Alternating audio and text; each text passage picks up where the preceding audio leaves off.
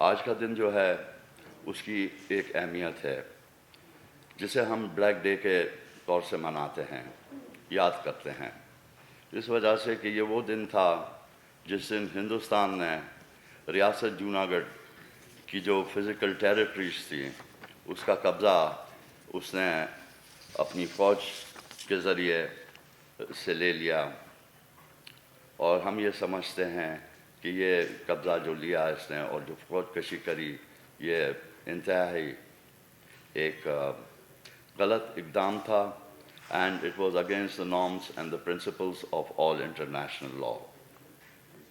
میں اس موقع پر یہ بات آپ کو باور کروانا چاہتا ہوں گا کہ یہ ہمارے ملک کے تاریخ کا ایک اہم دن ہے اور حصہ ہے، اور تاریخ ایک ایسی چیز ہے جس کی ایک انتہا سے زیادہ اشد ضرورت ہوتی ہے کہ قوموں کو زندہ رکھنے کے لیے اور اپنے جو ملک کی ہسٹری ہے اس کو اپنے ساتھ لے کے چلنے میں۔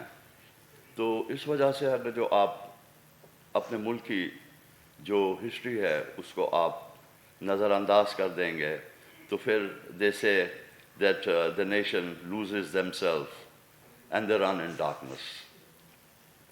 تو یہ ایسا ضروری ہے کہ ہسٹری کو یاد رکھا جائے، اور یہی زندہ قوموں کی بھی نشانی ہوتی ہے۔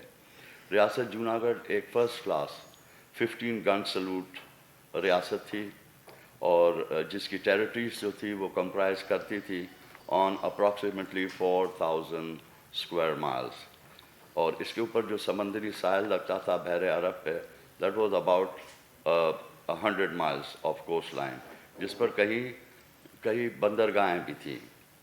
Junagadh was the second richest state out of 562 states جو کہ پری پارٹیشن ایرا میں ایگزسٹ کرتی تھی، and in the entire princely order جو تھا جس میں کچھ دوسرے ہندو اور دوسری راجپوت ریاستیں تھیں، اس کے بعد جوناگڑھ جو تھا 562 اسٹیٹس میں سے was the 6th richest۔ It was a welfare state, جیسے آپ کو معلوم ہے کہ جہاں education right from the primary to the highest levels ملتے تھے، بلکہ بچوں کو اسکالرس کو فری بورڈنگ، لاڈجنگ، کپڑے، بکس وغیرہ دی جاتی تھی، یہاں تک کہ انہیں پاکٹ منی بھی دی جاتی تھی تاکہ ایجوکیشن کو انکریج کرا جائے۔ اس کے سوا اب جو ہم بات کرتے ہیں ہیلتھ کیئر کی، تو health care was medicines and hospitalizations were the express responsibility of the state government, اور نہ صرف یہ بلکہ ریاست کے اندر لنگر چلا کرتے تھے، that was the responsibility of the state کہ کوئی شخص بھوکا نہ سوئے اپنی ریاست کے اندر۔ 15 سپٹمبر 1947 کو ہمارے دادا حضور ہز ہائنس نواب سر محبت خان جی نے پاکستان کے ساتھ الحاق کرا۔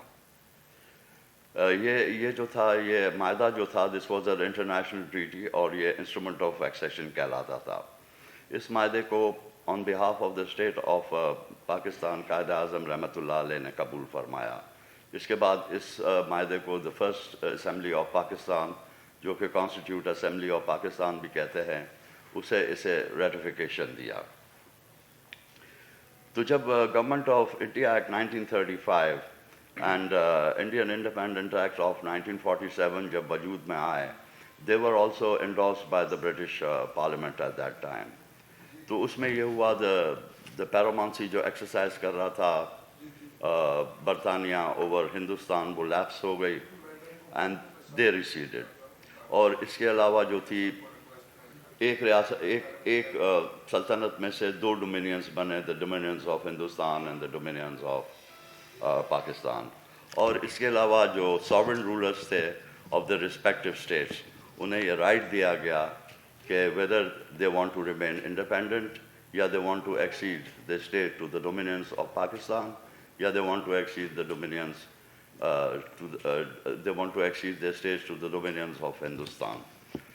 So this was the right of choice as the sovereign of the state of Junagadh my grandfather نے لیا کہ ہم جو ہیں پاکستان کے ساتھ اپنی ریاست کا الحاق کریں گے۔ 25 اکتوبر 1947 کو میرے دادا حضور ہز ہائنس نواب محبت خان جی پاکستان تشریف لائے to discuss matters with Qaid Azam relating to different matters of accession.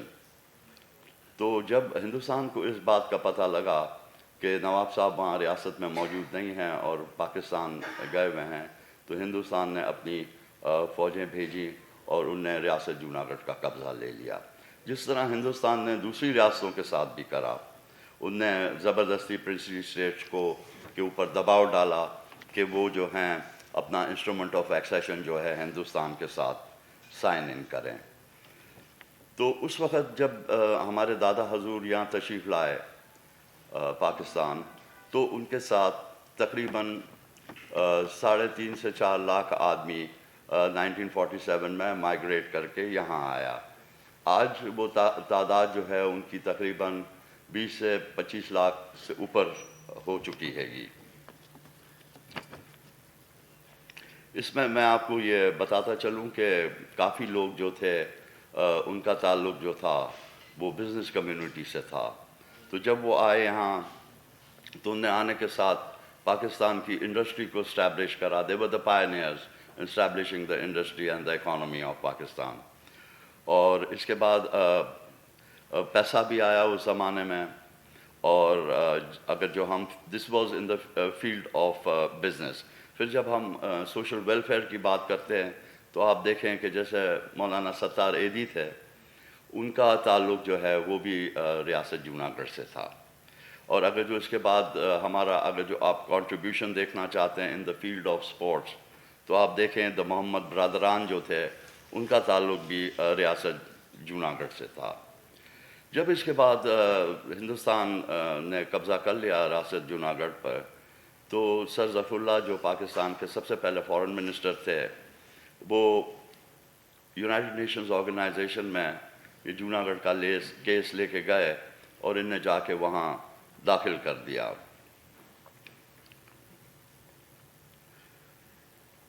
آج ہم یونائٹڈ نیشنز کو یہ بتانا چاہتے ہیں کہ ہماری جو اسٹرگل ہے for the liberation of Junagadh وہ قائم رہے گی. اور ہم ہندوستان کو بھی یہ واضح کرنا چاہتے ہیں یہ بات کہ جب تک کہ جوناگڑھ کا لبریشن ہم نہیں دیکھیں گے، ہماری یہ struggle for the freedom of Junagadh will continue on. After 73 years, Nawabs of Junagadh are still waiting, but with honor and dignity, to see a solution for the state of Junagadh. اس موقع پر میں ضرور یہ کہنا چاہوں گا کہ we remain extremely grateful to the government of Pakistan, especially to our Ministry of Foreign Affairs, for the political map جو ان نے ری iterate کرا ہے the state of Pakistan نے اپنا stance and the status of the state of Junagadh. میں اس موقع پر prime minister Imran Khan صاحب سے بھی یہ درخواست کروں گا کہ جس طرح آپ ایمبیسڈر آف کشمیر ہیں، اس طرح آپ اسٹیٹ آف جوناگڑھ کے بھی جو ہیں ایمبیسڈر بنیں اور اس مسئلے کو جہاں ہو سکتا ہے گا آن آل انٹرنیشنل فورمز آپ اسے ضرور اٹھائیں. اس کے ساتھ ہی میں اس بات کی بھی ریکویسٹ کروں گا کہ ہم یہ دیکھنا چاہتے ہیں کہ اسلام آباد میں ایک جوناگڑھ سیکریٹریٹ کا قیام ہو. جس طرح آپ کا کشمیر ہاؤس ہے، بلوچستان ہاؤس ہے، پنجاب ہاؤس ہے، اس طرح ایک جوناگڑھ ہاؤس ہونا چاہیے جس میں باقاعدہ ایک سیکریٹریٹ ریاست جوناگڑھ کا چلے. یہ میں بات اس وجہ سے آپ کو بتانا چاہ رہا ہوں گا کہ جب دا کیپٹل جو تھا جب کراچی سے اسلام آباد شفٹ ہو گیا تو ہم لوگ تو کراچی میں رہ گئے، اور یہ ہوا کہ اس کے نتیجے میں کہ ہمارے جو تھے، کیونکہ جوناگڑھ از اے فیڈرل ایشو، تو ہمارا ایک بہت بڑا کمیونیکیشن گیپ ہو گیا فیڈرل کے ساتھ. تو ہم یہ چاہتے ہیں کہ اب وہ گیپ ختم ہو جائے اور ہمارے جو ہے ہماری آپس میں قربت ہو جائے، ہم لوگ قریب ہو جائیں اور آپس میں. آج میں یہ بات بھی آپ کو بتانا چاہتا ہوں کہ جو جوناگڑھ کے اندر جو کمیونٹیز رہ رہی ہیں، میڈ بھی ہندو کمیونٹیز اور میڈ بھی مسلم کمیونٹیز، وہ آج بھی اپنا لو اینڈ افیکشن جو ہے وہ نواب آف جوناگڑھ کو شو کرتے ہیں گے. وہ اپنی لائلٹیز بھی نواب آف جوناگڑھ کو شو کرتے ہیں گے کہ we are loyal with the Nawab of Junagadh. تو یہ ایسی بات ہے کہ اس سے ہمارے جو کانفیڈنس لیولز جو ہیں وہ اور رائز کرتے ہیں گے اور بلڈ کرتے ہیں گے. جب جیسے جیسے میرے پاس ان کے سینٹیمنٹس آتے ہیں، ہم اتنا ہی مضبوط اپنے آپ کو سمجھتے ہیں گے.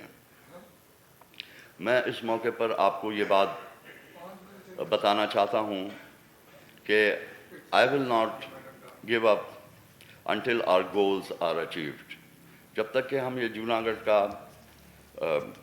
ان دا انٹرسٹ آف پاکستان جب تک کہ ہم نہیں دیکھیں گے اس کا کوئی نتیجہ، ہم خاموش ہو کے نہیں بیٹھیں گے. اور ہماری جو جد و جہد ہے وہ آگے ان دا فیوچر جاری رہے گی. میں اس موقع پر پرائم منسٹر مودی کو بھی یہ بتانا چاہتا ہوں کہ جوناگڑھ بن کے رہے گا پاکستان، اور انشاءاللہ ہم دیکھیں گے. یہ ہمارے دادا حضور ہز ہائنس نواب محبت خان جی کا ویژن تھا اور قائد اعظم رحمۃ اللہ علیہ کا ایک خواب تھا.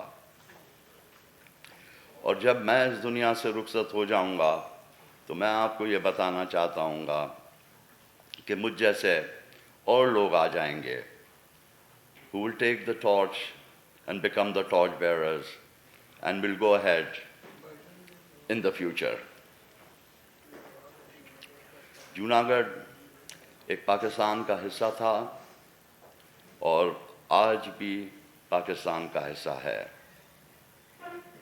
اور ہم یہ دیکھیں گے کہ جوناگڑھ جو ہے وہ پاکستان کے اندر فزیکلی اس کی ٹیریٹری جو ہے دوبارہ دا رائٹفل اینڈ دا رائچس آنرس کے پاس واپس انہیں مل جائے.